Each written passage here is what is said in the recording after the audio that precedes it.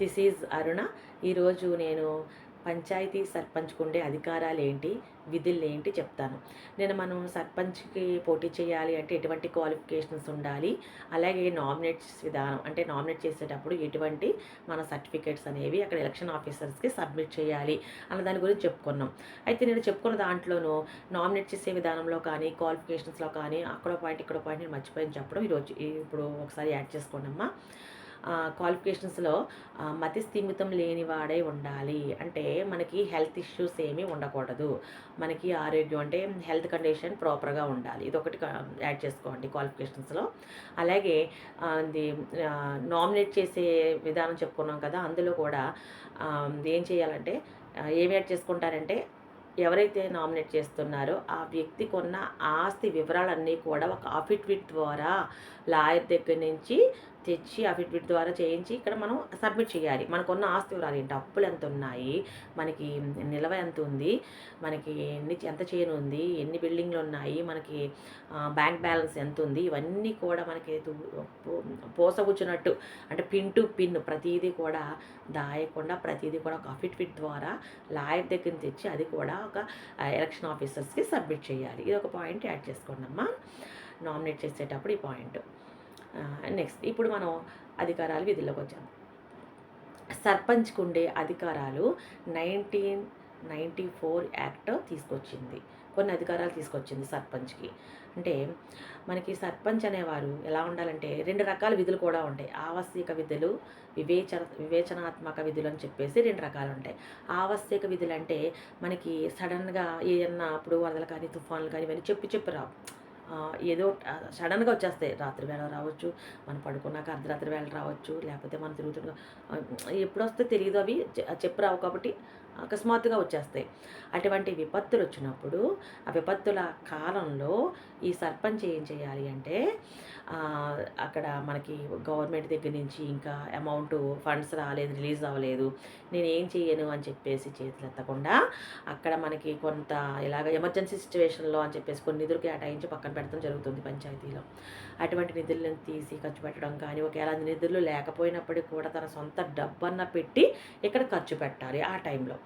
అంటే ఒక సర్పంచ్ అంటేనే లైక్ లీడర్ క్వాలిటీస్ ఉన్న మనిషి, అంటే ఒక న్యాయకత్వ లక్షణాలు ఉన్న మనిషి.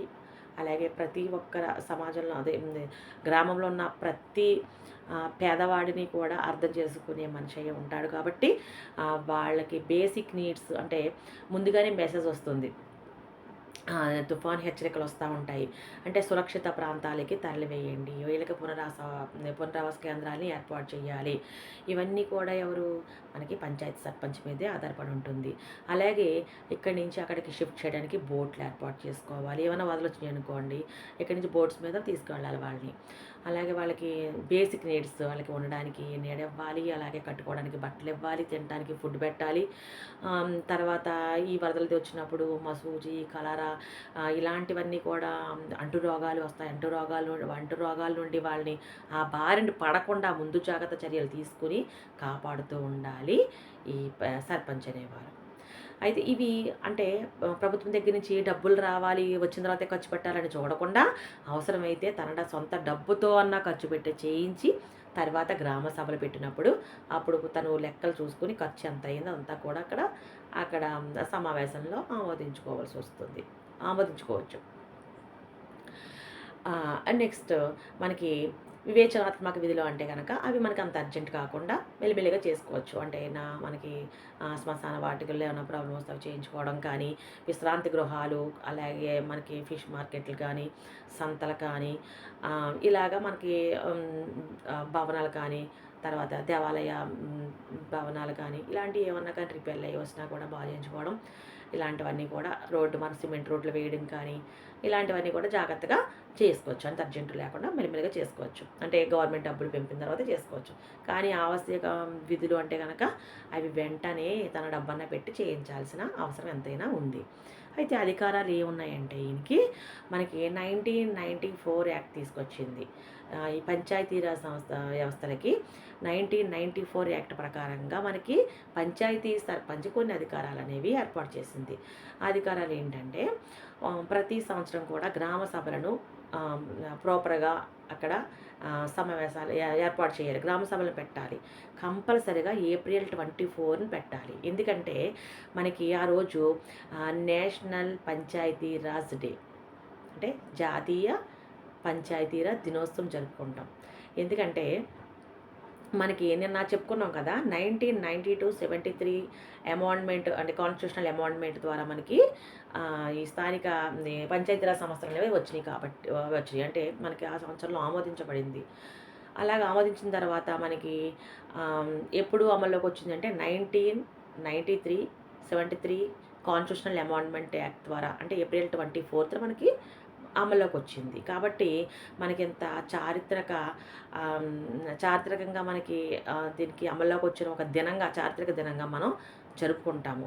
అంటే దాన్ని గుర్తు చేసుకుంటూ జ్ఞాపకార్థంగా ఉండాలని చెప్పేసి మనం ఏప్రిల్ 24న మనకి దేశవ్యాప్తంగా జరుపుకోవడం ఉంటుంది అండ్ గ్రామ సభని. కాబట్టి ఏప్రిల్ 24ని కంపల్సరీగా జరుపుకుంటాం.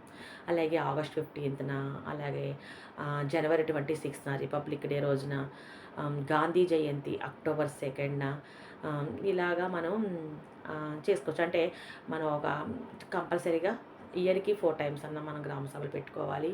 అంతేకాకుండా ఏప్రిల్ 24న కంపల్సరీ మనకి గవర్నమెంట్ దగ్గర నుంచి పెట్టుకోమని ఒకవేళ మనకు ముందస్తుగా మనకి ఇన్ఫర్మేషన్ వస్తే కనుక కంపల్సరీగా పెట్టాలి.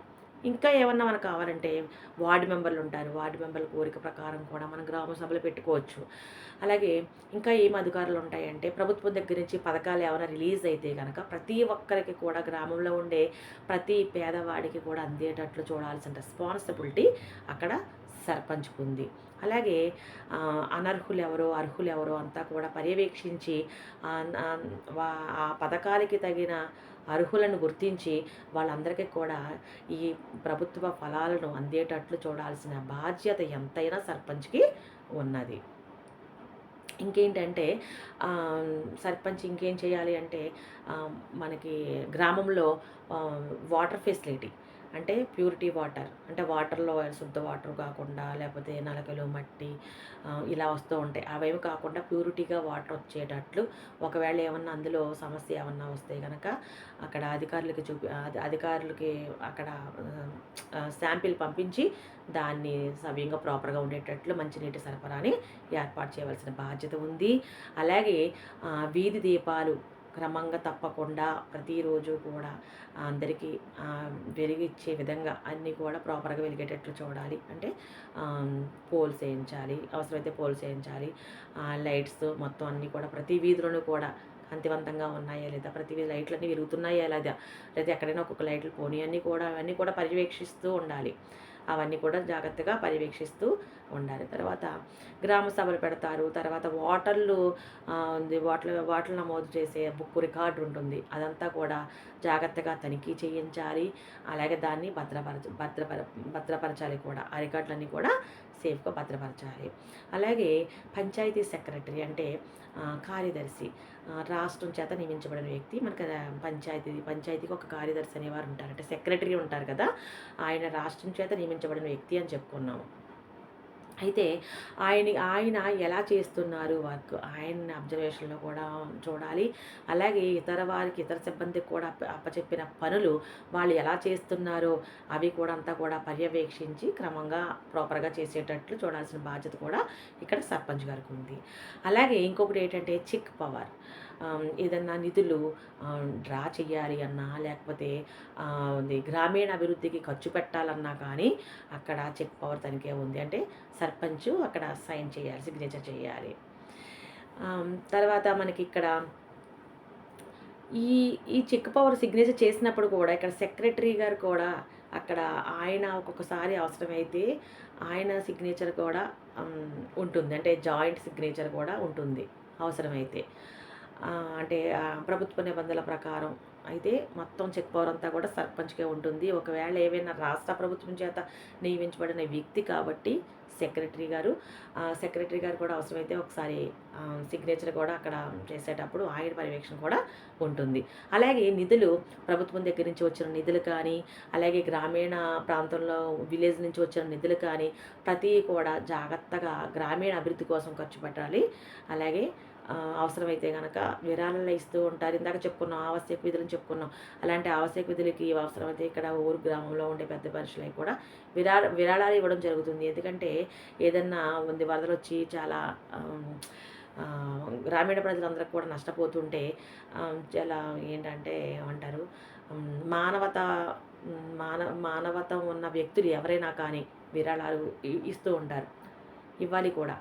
ఇస్తున్నప్పుడు ఆ డబ్బులు కూడా వాళ్ళకి బేసిక్ నీడ్స్ ఏమైతే కావాలో వాళ్ళకి ఆ డబ్బుతో ఖర్చు పెట్టి, ఒకవేళ ఎవరు ఇవ్వకపోయినా కూడా ఈ సర్పంచ్ అనేవారు తన సొంత డబ్బన్నా తీసి ఖర్చు పెట్టాలి. ఖర్చు పెట్టి ఒక అనేక ప్రాణాలు నిలబెట్టిన వ్యక్తిగా సర్పంచ్ ఉండాలి. ఎందుకంటే చూడండి, వరదలై వచ్చినప్పుడు అంటురోగాలు ఇవి చాలా చాలా వేగంగా సంక్రమిస్తాయి. అటువంటి అంటురోగాలకి దూరంగా అంటే శానిటైజేషన్ మొత్తం గ్రామానికి కూడా జల్లించి చాలా నీట్‌గా అంటే పారిశుద్ధ్యం నీట్‌గా, పర్యావరణం అంతా కూడా నీట్‌గా ఉండేటట్లు చూసి, అలాగే మరుగుదొడ్లు కూడా నీట్‌గా ఉండేటట్లు చూసి ప్రతి చోట కూడా ఇవన్నీ కూడా చూడవలసిన రెస్పాన్సిబిలిటీ ఎంతైనా కానీ సర్పంచ్‌కు ఉంది. అలాగే ప్రతి ఒక్క పేద ప్రజలు కూడా వాళ్ళు ఎంటు రోగాల బారిన పడకుండా ప్రతి ఒక్క ప్రాణిని కాపాడవలసిన రెస్పాన్సిబిలిటీ కూడా ఆయన మీదే ఉంది. కాబట్టి ఆయనకి అనేక అధికారాలు ఉన్నాయి. అంతేకాకుండా గ్రామంలో నా సొంత వాళ్ళు పైవాళ్ళు అనే భేదం కూడా ఏమీ లేకుండా ప్రతి ఒక్కరిని మన అన్న భేదం లేకుండా ప్రతి ఒక్కరిని కూడా ఈక్వల్‌గా చూడాల్సిన బాధ్యత కూడా ఉంది. అలాగే వీధి లైట్లు చూడటము, తర్వాత పారిశుధ్యం అంటే పర్యావరణం అంతా కూడా నీట్‌గా క్లీన్‌గా ఉండేటట్లు చూడడము, తర్వాత మంచినీటి సరఫరా ప్యూరిటీ వాటర్ అందేటట్లు చూడడము, అలాగే సమ్మర్‌లో అయితే నీటి అదే వాటర్ సమస్య ఎక్కువగా ఉంటుంది. అలాంటప్పుడు వాటర్ లేని ఎక్కడైతే వాటర్ ఉండట్లేదో ఆ ప్రాంతాలకి అంటే ఆ వీధుల్లోకి ఆ స్ట్రీట్‌కి అక్కడ పంచాయతీ నుంచి ఒక వాటర్ ట్యాంకు పంపి వాళ్ళకి వాటర్ సప్లై చేయించడం కానీ, ఏమైనా సమావేశాలని ఏర్పాటు చేయడం కానీ, అలాగే గ్రామ సభలు ఎప్పుడు పెడతామని చెప్పేసి ఒక ఆ ప్రోగ్రామ్‌ని, ఆ డేట్‌ని ఖరారు చేసి సెక్రటరీ గారి ద్వారా అవన్నీ అజెండాని ప్రిపేర్ చేయించడం కానీ, అలాగే జనాభా లెక్కలు లెక్కించడం కానీ, అలాగే పాత వాళ్ళు ఎవరైనా ఎక్కడికైనా షిఫ్ట్ అయ్యారా, లేదంటే జాబ్ రీత్యా ఏమన్నా విదేశాలకు వెళ్ళారా, లేదంటే ఇంకొక ప్రాంతానికి షిఫ్ట్ అయ్యారా, ఉద్యోగ రీత్యా షిఫ్ట్ అయ్యారా, లేదంటే ఎవరైనా మరణించారా, ఇవన్నీ కూడా మనకి జనాభా లెక్కల్లో తెలుసుకోవడం కోసం జనాభా లెక్కలు తేలాలి. కాబట్టి అంటే ఎంతమంది ఓటర్ సంఖ్య ఉన్నారో తెలుసుకోవాలి. కాబట్టి ఎవరైనా ఒకవేళ అలాగే ఎవరైనా మిస్ అయితే వాళ్ళని తొలగించి మళ్ళీ కొత్త వాళ్ళు ఎవరైనా యాడ్ అవుతే కొత్త వాళ్ళని నమోదు చేసి ఇదంతా కూడా ఈ రికార్డులన్నీ కూడా చాలా భద్రంగా ఉంచాల్సిన రెస్పాన్సిబిలిటీ కూడా ఇక్కడ సర్పంచ్‌కే ఉన్నది. అంటే ఆయన పర్యవేక్షణలో సెక్రటరీ గారు భద్రపరుస్తూ ఉంటారు. అలాగే ప్రతిదీ కూడా గ్రామ ప్రజలకు, పేదవాళ్ళకు కూడా ఎటువంటి ఇబ్బంది లేకుండా ప్రతీదీ కూడా ఇక్కడ సర్పంచే చూడాలి. నెక్స్ట్ జనన మరణ నమోదు. ఎవరైనా మరణించినా కానీ, ఎవరైనా చనిపోయినా కానీ అక్కడ సర్టిఫికెట్లు కూడా ఇష్యూ చేయవలసిన రెస్పాన్సిబిలిటీ కూడా ఆయన మీదే ఉంది. అంటే సెక్రటరీ గారు సర్పంచ్ గారు కలిపి చూడడం జరుగుతుంది. నెక్స్ట్ అలాగే గ్రామసభ పెట్టినప్పుడు గ్రామసభకు రేపు అందరూ రావాలని చెప్పేసి గ్రామంలో ఉన్న రైతులందరికీ కూడా దండోరా వేసి అక్కడ చెప్పించడం జరుగుతుంది. అంటే రేపు ప్రతి ఒక్కరు కూడా మీరు గ్రామ ప్రజలకి అందరికీ చెప్పడం ఏమనగా, మీరు ఎవరు కూడా పనిలోకి వెళ్ళొద్దు. రేపు పొద్దున గ్రామ సభ ఉంది. గ్రామ సభకి అటెండ్ అయ్యి మీకు ఏమైనా గ్రామంలో ఏమన్నా ఇబ్బందులు ఏమన్నా ఉంటే మీ వార్డు మెంబర్ల ద్వారా కానీ, లేకపోతే మా వాళ్ళ ద్వారా కానీ ఏమన్నా మీకు ఇబ్బందులు ఏమన్నా జరిగితే మాకు చెప్పండి, వెంటనే దాన్ని మేము ప్రాబ్లం సాల్వ్ చేస్తాము అని గ్రామ సభలు పెట్టడం జరుగుతుంది. అలాగే గ్రామ సభ పెట్టినప్పుడు ప్రతి వాళ్ళు కూడా ఊళ్ళో ఉన్న పెద్దలు, గ్రామ ప్రజలు అందరూ కూడా అటెండ్ అవుతారు. వాళ్ళకున్న కష్టాలన్నీ కూడా వెల్లడించుకుంటారు. దాని ప్రకారంగా అవన్నీ కూడా ప్రాబ్లమ్స్ అన్నీ సాల్వ్ చేసి సర్పంచ్ అనేవారు గ్రామ ప్రజలకు అందరికీ కూడా అండగా ఉంటారు. ఇది పంచాయతీ సర్పంచ్‌కున్న అధికారాలు కానీ, అలాగే విధులు కానీ, అలాగే శ్మశాన వాటికలు కూడా వాటిని డెవలప్ చేసి ప్రతిదీ కూడా అంటే సిమెంట్ రోడ్లు వేయడము, గతుకులుగా ఉంటే రోడ్లు వాటిని చూడడము, తర్వాత చిన్న చిన్న రోడ్లు ఉంటాయి కదా, పార్కులు పిల్లలకి కోసం పార్కుల్ని ఏర్పాటు చేయడము, శ్మశాన వాటికని అభివృద్ధి చేయడం, అలాగే పార్కుల్ని అభివృద్ధి చేయడం, సిమెంట్ రోడ్లు వేయడం, రోడ్లు ఏమన్నా బాగోపోతే వాటిలో రోడ్లని మరమ్మతు చేయడము, అలాగే డ్రైనేజీ వ్యవస్థ, అలాగే మురికి నీటి వ్యవస్థ, డ్రైనేజీ వ్యవస్థ, ఇవన్నీ కూడా పారిశుధ్య వ్యవస్థ, ఇవన్నీ కూడా ప్రాపర్గా ఉండేటట్లు, క్లీన్గా ఉండేటట్లు ప్రతిదీ కూడా ఆయన పర్యవేక్షిస్తూ చూడవలసిన బాధ్యత సర్పంచ్‌కుంది. ఇది సర్పంచ్‌కుండే అధికారాలు, విధులు. ఓకే.